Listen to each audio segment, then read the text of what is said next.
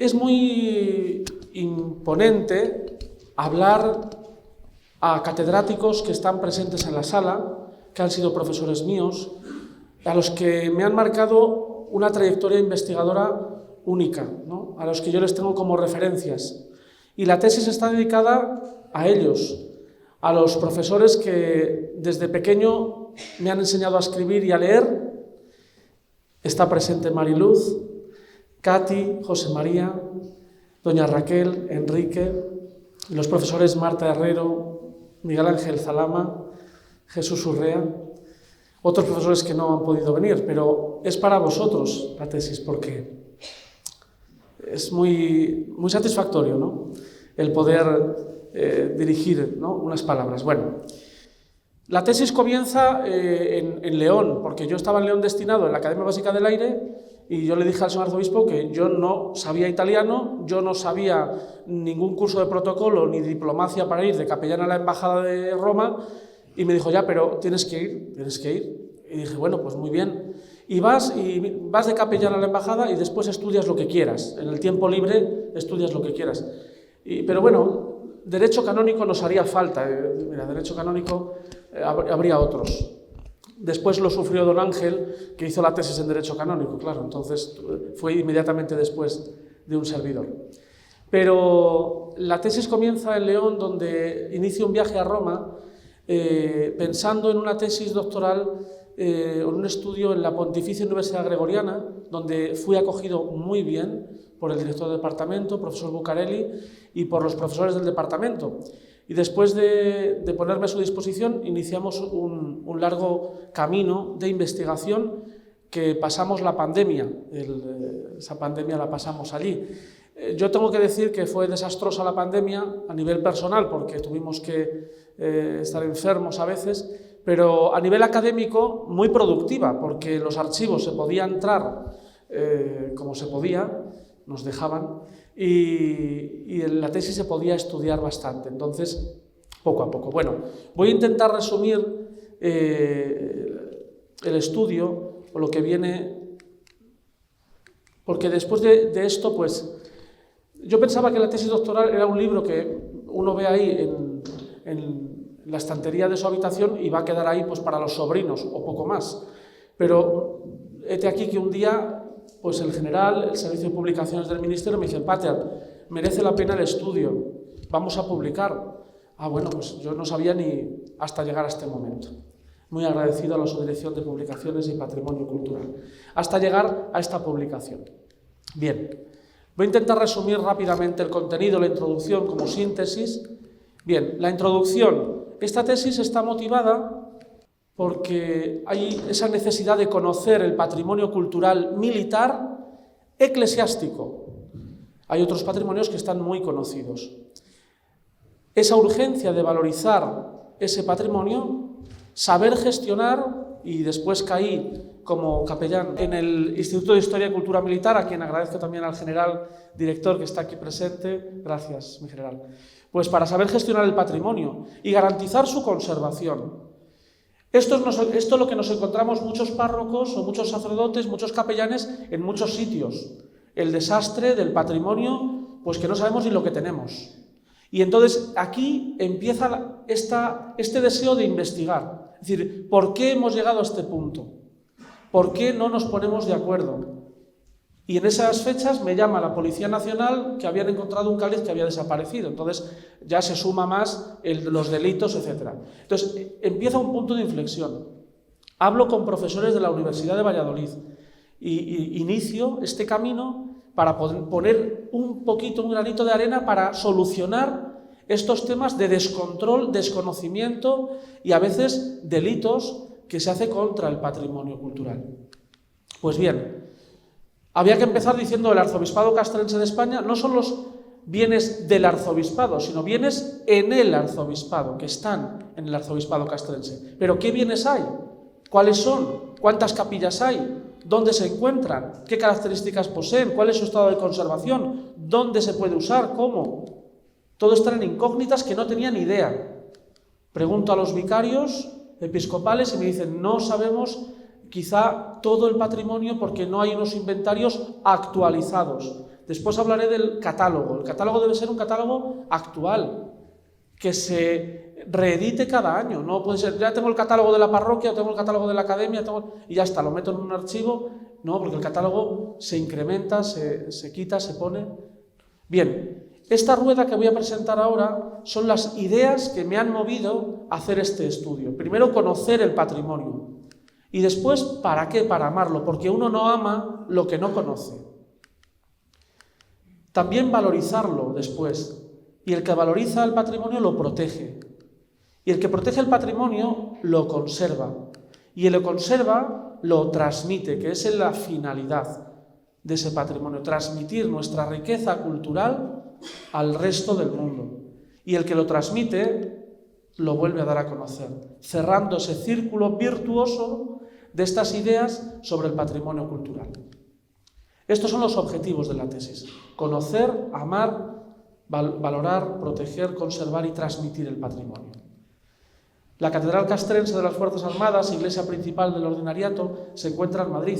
Este es uno de los grabados que encontré y esta es la actual, ¿no? Ya empezamos a conservar y a tener claro qué patrimonio tenemos.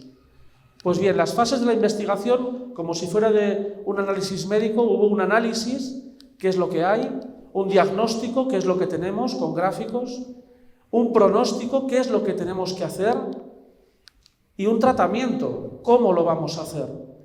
Y en el final del libro, el final de la tesis, damos unas orientaciones, unas recomendaciones de conservación preventiva, que es por donde tiene que caminar la Iglesia Católica, y también la Iglesia Católica en el ejército, esa conservación preventiva. Pues bien, la primera parte del estudio es un marco teórico, primero una fundamentación, un status cuestiones, qué es lo que está publicado hasta ahora del patrimonio cultural castrense, y después qué contextos existe ese bien cultural, jurídico, eclesial, etc. La metodología que hemos utilizado es nueva, porque hemos iniciado una catalogación, un diseño y una muestra con esas tipologías nuevas que hemos detectado en ese análisis, para después proponer unos instrumentos técnicos, con una ficha técnica catalográfica, un manual de compilación y una base de datos con integridad referencial. Y doy las gracias públicamente a Diego, que está aquí en la sala, porque él me ayudó bastante en la cuestión técnica del Access. Los resultados que presentamos son los resultados de los análisis y, sobre todo, un capítulo final que, con ayuda de Sergio Martín y Gloria Martín, pues tuve que analizar esa conservación preventiva, esos pasos que debemos dar, ¿no?, hacia adelante. Pues bien, primero tuve que analizar toda la documentación eclesiástica, que dice el derecho canónico, que dicen las leyes, para no saltarme nada, evidentemente. Después, ver los lugares del Arzobispado Castrense de España, no solamente el ejército de tierra, sino el ejército del aire, la Armada, la Guardia Civil y la Policía Nacional, que tiene capillas. Todo eso tuve que analizar.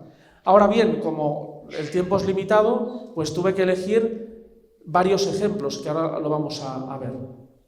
Fijaros que esos bienes culturales, en esas nuevas tipologías, tuvimos que analizarlas, ¿no? Y destacamos pues una tipología de lugares propios, capillas fuera de las unidades, capillas dentro de las unidades, y dentro de las unidades había unidades de mando, academias y centros de formación, como la capilla que tenemos en esta academia de caballería, unidades operativas, también en el extranjero, y capillas especiales, con una salvedad que era la de la Guardia Real y la del Palacio de la Zarzuela, que no se me han resistido porque tenemos el análisis hecho. Entonces, gracias a Dios y a los permisos pertinentes, pudimos analizar también. Y una tipología nueva, que no estaba estudiada en ningún manual, que era el altar de campaña de los capellanes militares, con muchas de las elementos ornamentales de la capilla, ¿no?, de un militar que va al frente.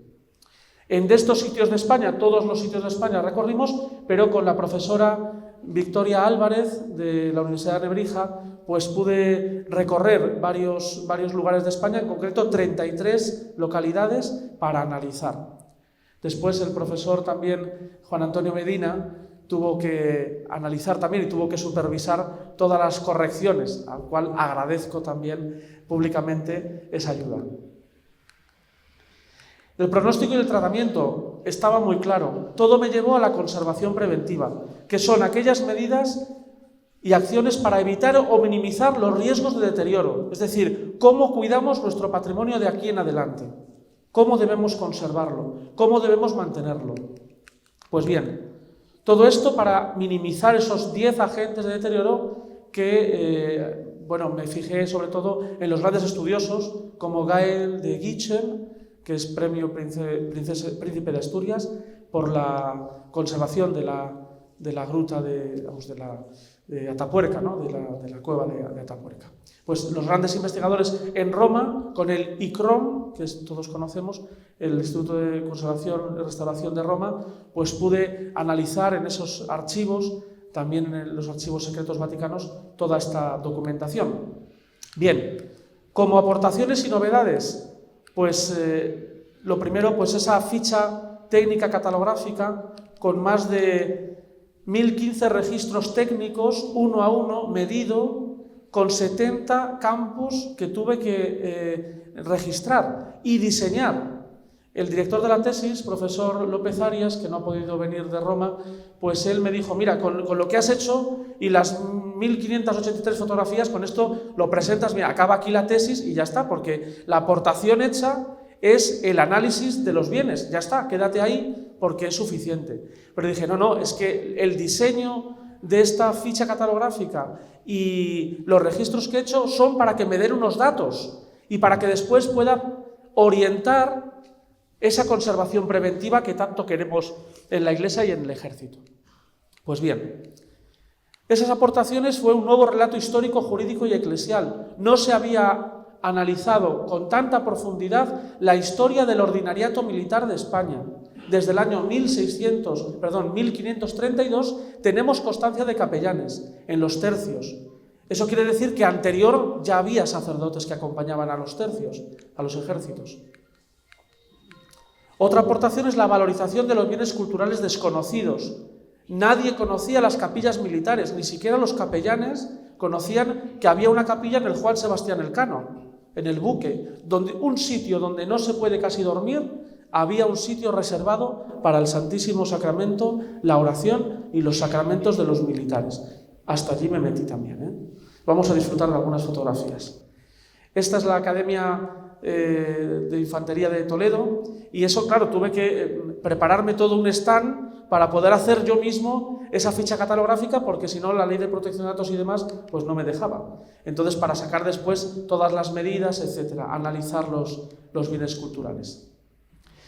Estos son los lugares que yo he analizado desde la capilla del Colegio Menor Nuestra Señora de Loreto hasta la capilla de la base aérea que parece un hangar en Torrejón, que la conocen los aviadores que están en la sala, hasta la parroquia vaticana y castrense de San Francisco, que es impresionante, o el Panteón de Marinos. Vamos a ver algunos ejemplos. Este concretamente es la capilla de Inchaurrondo, de la Guardia Civil, que Rafa la reconoce enseguida. Es una capilla que está en un barracón y no se había analizado, pero yo quería hacer justicia de esta capilla, porque no tenía Cristo hasta el año 2015, porque las madres de los guardias civiles que en Inchaurrondo saben que fueron asesinados por la banda terrorista ETA, no tenían el Cristo, y yo pregunté por qué no había Cristo. Me dijeron, porque el crucifijo que debería estar en esta capilla está en cada lápida de nuestros hijos que han sido matados, ¿no? Después, en 2015, se hizo un crucifijo para la capilla, y el crucifijo tiene una particularidad que luego les cuento. Bien, esta es el Panteón de Marinos Ilustres, donde está en San Fernando, y el Juan Sebastián Elcano con su capilla de madera de nogal y una Virgen del Carmen preciosa. Esta es una foto inédita porque no se ha publicado, entonces que lo vean ustedes, ¿no? O incluso una capilla en un submarino, pero ¿cómo puede ser? Pues también en los submarinos hay capilla, llevan una capilla portátil, pero la capilla del submarino es la que ven al fondo del submarino, capilla Stella Maris, que está en Cartagena. También estuve en Cartagena analizando todos estos bienes. Pues bien, todos estos bienes Los analizados solamente un 11,64% de todo lo que yo calculo que puede haber después de ver todo esto, con estas nuevas tipologías que he dicho. Con unas nuevas herramientas, que es una base de datos con integridad referencial, que Diego también me ayudó a poder confeccionar. Y de ahí sacar una ficha técnica catalográfica con 70 campos para analizar. Bien, iniciamos un código unívoco alfanumérico. Esto es, que cada pieza, cada cáliz tiene un número, ya está, entendido, ¿no? Pero claro, hay que diferenciar geográficamente por ejércitos, etc. Entonces, había que diferenciar la circunscripción eclesiástica, si es el norte, el sur, dónde está. Y me fijé en el arzobispado castrense. La unidad militar, ¿dónde está? Y después dar un número de inventario propio de la unidad. Esto quiere decir que en el ejército de tierra, ET 05080016 es una pieza. ¿Qué pieza es? Esta, por ejemplo, ¿no? Que es un tabor de la parroquia castrense de Cádiz. El número de inventario, esto es.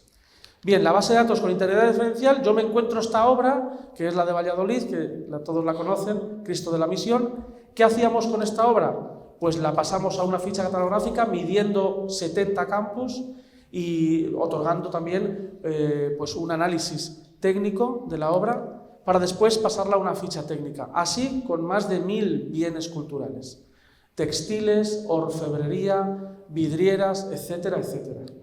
Pues bien, herramientas prácticas en los Excel nos han valido muchísimo, porque después de meter todos los datos, los pasamos a un Excel y me da unas cantidades para valorar después esos bienes culturales.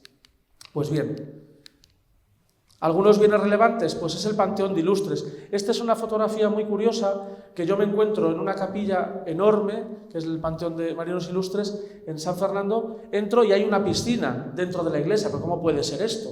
Pues efectivamente, porque traen cada año los marinos las aguas de todos los océanos para hacer un acto militar, arrojando el agua en esa piscina y rezando por los difuntos que están en el mar.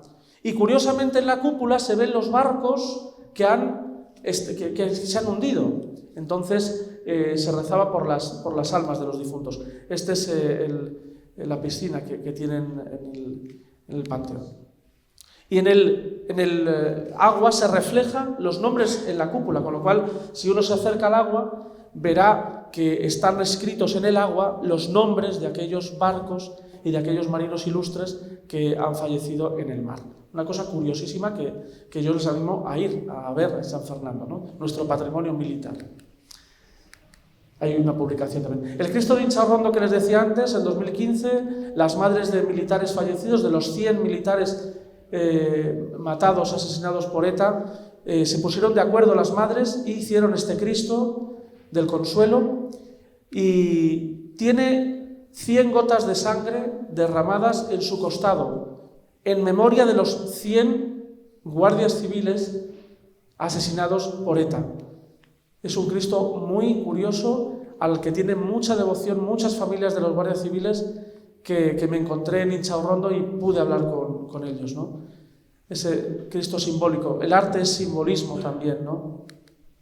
Pues bien, o por ejemplo, el cuadro el lienzo de Gregorio Ferro de la Catedral Castrense, donde este gran pintor madrileño a principios del siglo XIX realiza un lienzo para la iglesia de las Bernardas de Madrid, una iglesia diseñada por el barroco, se me ha ido ahora, Juan de Mora, el arquitecto. Pues encontré el lienzo original y encontré además el boceto original que está en Boadilla del Monte, en el convento de las Bernardas actualmente. Este es el original, que está en la escalera del convento de Santa Ana de Valladolid. Este es el que estaba en la Catedral Castrense, el original, y no cabía, sobre todo en esa estructura grande, y se hizo uno nuevo, que es este, y ahí tenemos las diferencias, ¿no? En uno aparecen 3 ángeles, etc. Bueno, esto en la tesis pueden encontrar las diferencias y cómo pudo llegar el otro lienzo a la catedral castrense. Está presidiendo el altar mayor, como si fuera una pala de altar italiana. Bien, dalmáticas, capas pluviales con el escudo de Isabel II del Museo de Sevilla, por ejemplo, ¿no? También el patrimonio textil. Patrimonio de orfebrería, con el cáliz, un cáliz que me encontré en León, le conservamos, le limpiamos, le hicimos, porque tenía justo el emblema de ingenieros de antes de la República, porque no tiene una corona real que después se incorpora, ¿no?, al escudo. Es un cáliz que se conserva actualmente en la Academia Básica de León. Un cáliz pequeñito, de metal, pero que no tiene mayor valor de plata porque llevaba el pater en campaña, tenía que ir al campo, ¿no? Y para ir al campo llevaban estas maletas. Esta es una maleta de la Guerra Civil Española que se conserva en el Museo de Sevilla.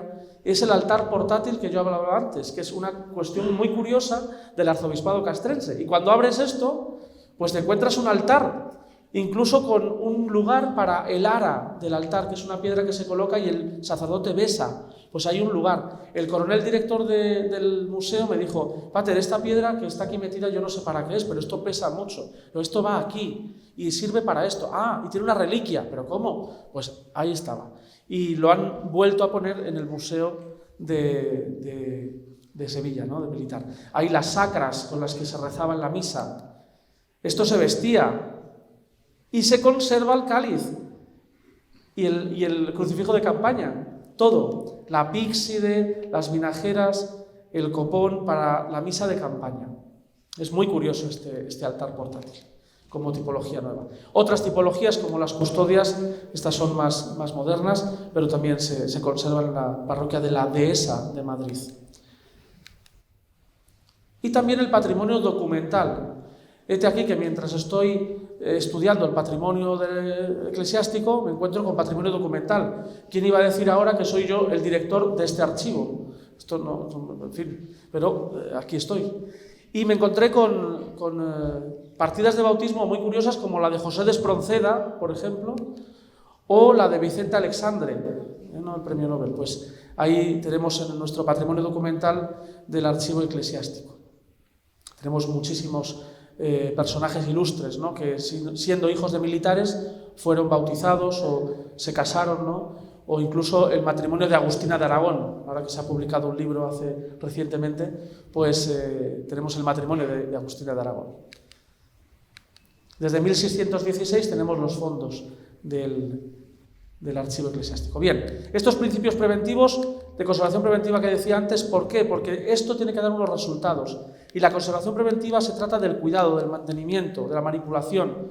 Una fotografía de la Gioconda cuando salió en la Segunda Guerra Mundial. Pero un trabajo en equipo, porque todos somos agentes de conservación preventiva. El sacerdote o el pater de la academia, pues a veces no se da cuenta que hay una gotera pero los que van a misa sí, entonces hay que decirlo, porque eso hay que prevenir que se caiga el techo. Así que todos somos agentes de conservación preventiva. Por eso el cuidado es de todos, evitar los peligros, físicos, realizar un inventario catálogo permanente en las parroquias, en las unidades militares. Lo que digo para el arzobispado castrense sirve para cualquier diócesis de España, ¿no? Controlar la humedad relativa, establecer una temperatura propicia, controlar la iluminación del lugar, vigilar los contaminantes, hacer frente a las plagas, que las hay, proteger del agua y del fuego y proporcionar seguridad. Bueno, estos son contra estos agentes de deterioro lo que hay. Los data logger, que son las herramientas que utilizamos para establecer los marcadores de humedad relativa, o los deshumidificadores, que son más conocidos por todos, que hay que cambiar el agua cada 2x3 en un sitio muy húmedo, ¿no? Pues también lo hemos utilizado. El mantenimiento, pues la observación continua, las revisiones periódicas y la actualización del inventario catálogo, bueno, las labores de limpieza. ¿Cómo hacerlo bien? Y damos unas orientaciones en la obra. No es lo mismo limpiar en verano que limpiar en invierno, no es lo mismo estar en Sevilla que estar en Valladolid, etc. La manipulación, cómo hay que hacerlo, cómo debemos manipular esos bienes culturales. Un uso responsable. los traslados, el embalaje, todo esto lo estudiamos en la obra, el almacenamiento, la gestión de crisis, para evitar cosas como las que ya conocemos. Todo esto para evitar esto o para evitar estas cosas, pero es que desgraciadamente ocurre, ¿no? Es mejor llamar pues, a un profesional, un restaurador, y en la sala hay bastantes restauradores profesionales, entre otros Pedro, que ha estado en Tierra Santa, o Sergio Martín, que trabaja en la Junta de Castilla y León. Bien, la compatibilidad entre el usar y el conservar. Esto somos especialistas en Valladolid. Usar y conservar, con responsabilidad. Y para ello hay una responsabilidad de las cofradías también. En el mundo de las cofradías debemos comprometernos con el patrimonio y respetar la labor y el trabajo de los conservadores del Museo Nacional de Escultura, que tienen sus indicaciones y sus orientaciones para las cofradías, ¿no? Pero esto se hizo para procesionar. Entonces, la procesión, el uso, pues con responsabilidad. Lo pongo como ejemplo. Y en Roma se dieron una gran alegría conocer estos ejemplos del Museo Nacional de Escultura, cómo tiene sus convenios y sus permisos con las cofradías de Semana Santa. Patrimonio, propiedad del Estado, pero que se usa religiosamente. Un ejemplo, vamos, un único, voy a decir. ¿Qué novedades presenta? Pues los resultados. 203 capillas, estos son datos, ¿vale? Pero 203 capillas registradas, gran presencia de la orfebrería, vemos que más del 57% es orfebrería, las capillas militares analizadas, un buen estado de conservación, un elevado porcentaje del uso litúrgico, el uso hace que se conserve mejor, ¿no? las piezas, ¿no? ¿Y por qué? Porque se usan bien, hay que usarlas bien. También en los seminarios, les decía hace unos meses a los rectores de los seminarios de España que por favor enseñaran también a cuidar esto a los sacerdotes, ¿no? A cuidar bien el uso. Bien, y un alto porcentaje de bienes culturales que no corren peligro. Dice de buena conservación. Perspectivas de futuro, pues ya lo hemos dicho, ¿no?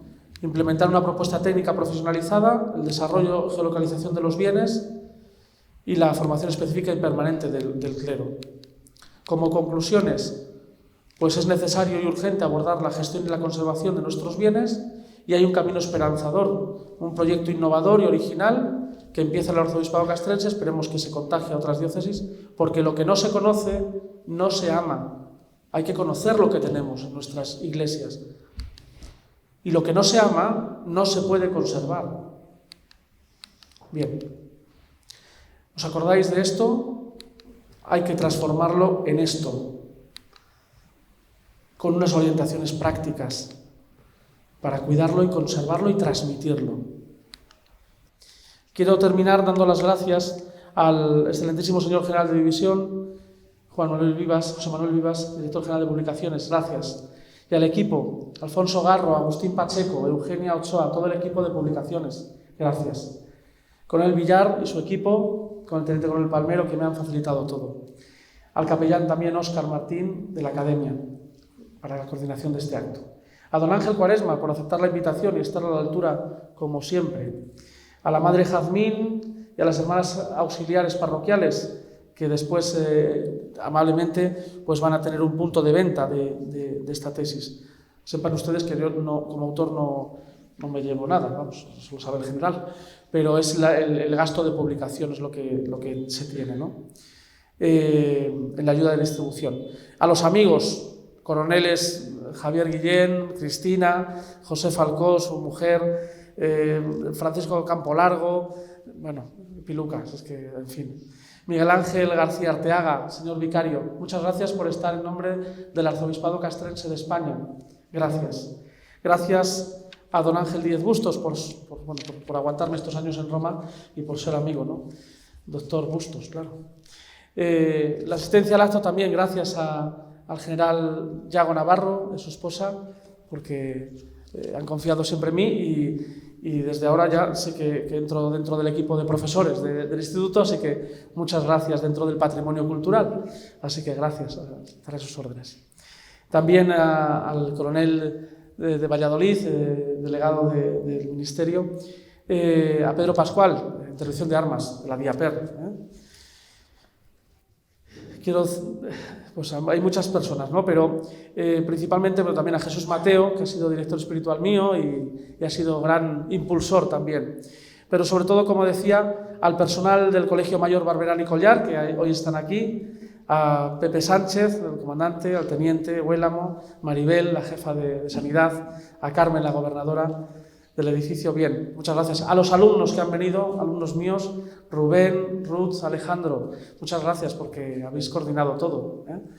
Y a la familia, por supuesto, a mis padres, a mi tía, a mi madrina, gracias. Sé que ha tenido dificultades para poder venir y aquí está, ¿no? Mis primos, a todos, pues, os quiero muchísimo, ya lo sabéis. A los amigos os sobra porque por WhatsApp estamos siempre ahí y gracias por esta atención. Pero no quiero terminar, y me van a permitir, a mis profesores. Desde los que me enseñaron a escribir, decía, hasta los últimos que han corregido este trabajo. Desde sois los culpables de que hoy esté aquí. Don Jesús Urrea, las visitas in situ a los lugares barrocos marcaron un antes y un después, incluso de ese gran pintor Frías Escalante que ninguno de nosotros, alumnos, nos olvidamos. Muchas gracias, don Jesús. Miguel Ángel Zalama, esa teoría del arte jamás nos olvidaremos nunca, ¿no? Y esos viajes a Bélgica, a Holanda, pues a Alemania con usted. Muchas gracias. También vivimos en Roma momentos únicos en esa visita a la Academia de España, ¿no? Con la directora, que ahora es directora general de Bellas Artes, Ángeles Albert. Marta Herrero, sin sus clases de paleografía, ir yo al Archivo Secreto Vaticano, pues sería yo allí, pues nada, el último, ¿no? Pero gracias. También a Juan Antonio Medina, por la corrección del trabajo. Enrique García Martín fue el que me engañó para hacer Historia del Arte, y siempre me decía, Javi, tienes que hacer la tesis, tienes que hacer la tesis. Enrique, ahí está, Enrique. Raquel, muchas gracias por estar. Pasábamos más tiempo con Raquel que con nuestras madres en el seminario, porque primero, segundo, tercero de la ESO, desde matemáticas hasta tecnología, nos dio hasta francés. O sea que, doña Raquel, una superheroína con nosotros, nos aguantó bastante. Entonces, también a los del colegio José María Gutiérrez del Castillo, desde Mariluz, que es la que me enseñó a leer y a escribir, muchas gracias. Todavía me acuerdo de aquella canción, el uno es un soldado, el dos... Todavía me acuerdo. Katy, qué decir, tercero y cuarto de primaria, pues a tu lado siempre, recordaré siempre esas... museo de ciencias naturales que nos llevaste, siempre, te tengo en el corazón, Katy. José María, aprendimos siempre los huesos con aquel señor que teníamos en clase, que era un esqueleto, aquello, y aprendimos aquellos huesos con usted. Así que muchas gracias, José María López, por esa enseñanza, ¿no? Gracias a Ángel por los medios de comunicación que ha venido de la diócesis, a todos vosotros, pero en especial a los que han trabajado también en la tesis. Sergio, Diego, Victoria, Gloria, Juan Antonio Medina, Cristina, todos los amigos que han colaborado en esta tesis. Gracias a las personas que han venido desde fuera, desde Salamanca, desde otras ciudades, para acompañarme en esta tarde. Y sin más, muchas gracias por todo.